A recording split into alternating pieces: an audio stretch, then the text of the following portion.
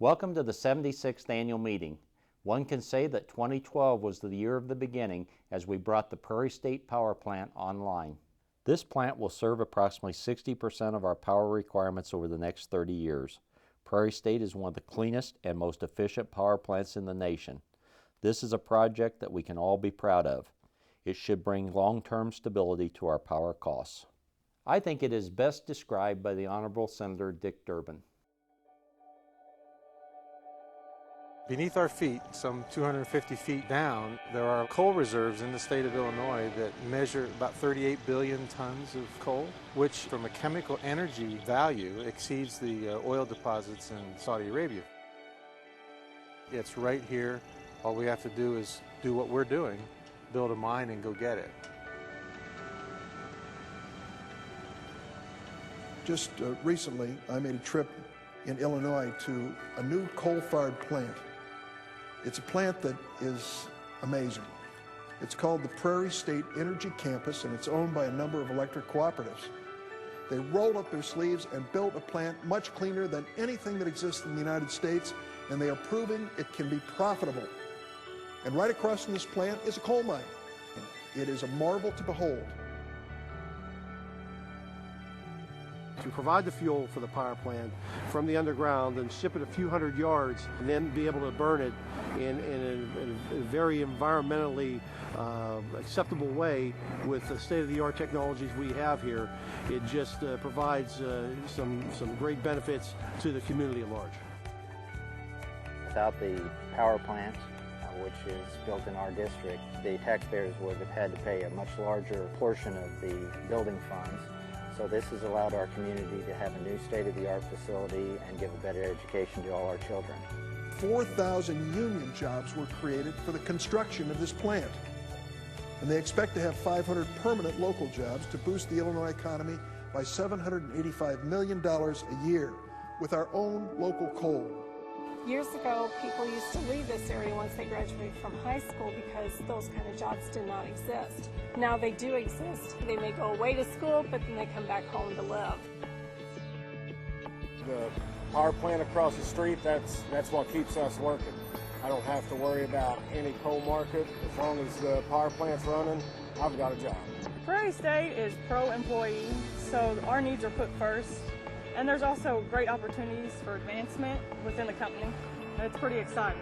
One of the things that I like about working at Prairie State is the stability that this facility provides to a lot of us. They made a big commitment, a 30-year reserve base here and a brand new facility. This is a once-in-a-lifetime opportunity. It's a brand new power plant. This is the one time I actually get to play and do what I'm supposed to do. There's the measurable results that you can see. It's very rewarding at the end of the day.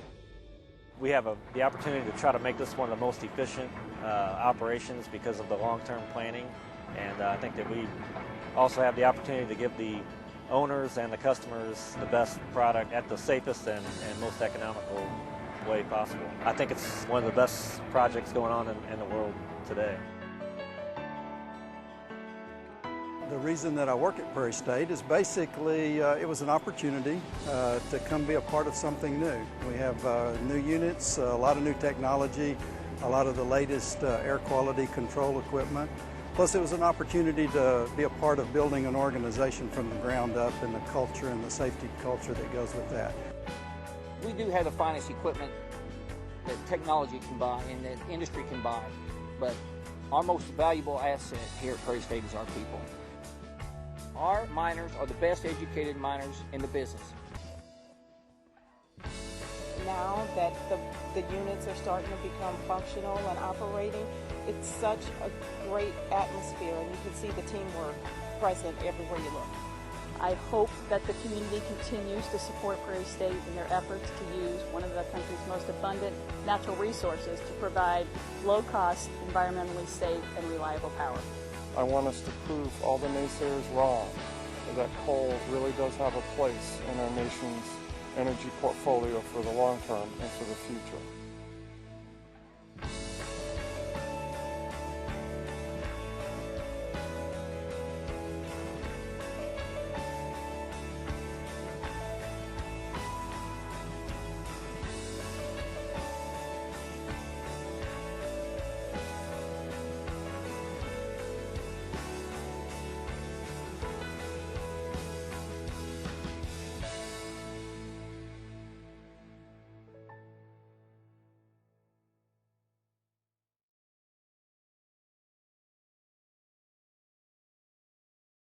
Who are the naysayers of this project?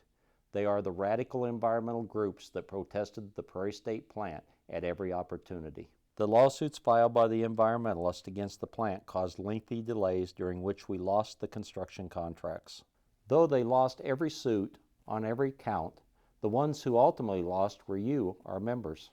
Once new construction contracts were secured, cost had risen significantly, and the same plant with the same specs cost an additional $1.5 billion. As owners of a small part of the plant, that boils down to a $6 million increase for Spoon River Electric Cooperative's share of the plant.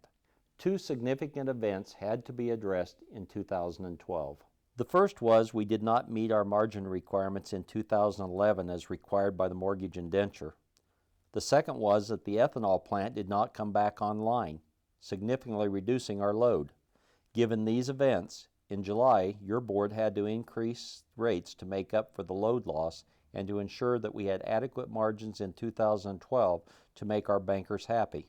The monthly facilities charge was increased by $6, and the purchase power adjustment was used during the last 6 months to make up margin due to delaying the rate increase. As the availability of the new plant stabilizes, you should see less volatility in the purchase power adjustment on your monthly bills. Now let's review the 2012 financial results. The financial results for 2012 were good. Electric service revenues were $9,525,780, which is up 2% from 2011. Sales were down due to the loss of the ethanol load and cooling degree days being below last year, offset by heating degree days being higher. The cooling degree days were only 42% above normal in 2012 as compared to 74% above normal in 2011. The heating degree days were 27% below normal in 2012 as compared to 16% below normal in 2011. Cost of purchase power was $5,587,604, which is down 5% from last year. This is due to a 7% decrease in total kilowatt hours purchased due to the loss of the ethanol load and the mild weather. Operation and maintenance costs were $2,212,820, which is up 7% from 2011 due to higher truck expense and a general increase in overall costs. Depreciation and amortization was $681,582, up 1% from 2011. Taxes were $101,982, down 3% due to payroll taxes reimbursed from shared services and less excise tax on kilowatt-hour sales. Interest costs were $513,194, up 1%. Total expenses for 2012 were $9,097,182, producing a net electric operating margin of $428,598, up 680% from 2011. Other revenues, which include investment income from Spoon River Holdings, tower rental, and patronage from vendors, were $343,876, which is down from last year by 61% due to the one-time gain being recognized in 2011 for the sale of Spoon River Propane. Total electric operating margins and income from investments after taxes for 2012 was $772,474, up 24% from 2011. We've lost 81 meters over the last 4 years. In the past, we added about 40 meters per year, so we're now 241 meters below projections. As we look to the future, we're not expecting the ethanol plant to come back online, which is a loss of approximately 3 million kilowatt hours a month. We hope to see the economy turn around soon, and we're working hard to attract new business to our territory. One project we've actively supported is the North Canton Mine. This is the only significant load growth on the horizon for us. Not all members agree with what types of businesses are good for our area, but the cooperative does not discriminate against any prospective member. In fact, we've actively supported many. If you have any questions about our support for any member's project, please feel free to call me or Board Chairman Jack Clark. Part of our mission is to provide products and services that enhance our members' quality of life. We do that through the operation of our subsidiary, Spoon River Mechanical Services. Josh DeWeese will update you on what's happening there. Spoon River Mechanical Services has 16 employees on staff to meet all your plumbing, electrical, heating, and cooling needs. From repair work to new construction, there's no job too big or small. Call 647-3450 for your free estimate. Given the increasing cost of power and all the new ways to use energy more efficiently, your cooperative has partnered with Spoon River Mechanical to make energy audits available to you. Joe Hedges and I are working toward Building Performance Institute certification. We can analyze building envelope performance and identify areas where energy may be leaking from your homes. Our training and certification should be complete by July. We'll be able to help you determine what home upgrades will give you the greatest energy savings for your investment. There will be additional information about these services in your Illinois Country Living magazine. We are evolving to meet your changing needs, but we remain committed to the foundation the cooperative was built on starting 76 years ago. Farmers are a big part of who we are, so I'd like to close this presentation with a commercial from this year's Super Bowl, God Made a Farmer. Thank you for attending this year's annual meeting.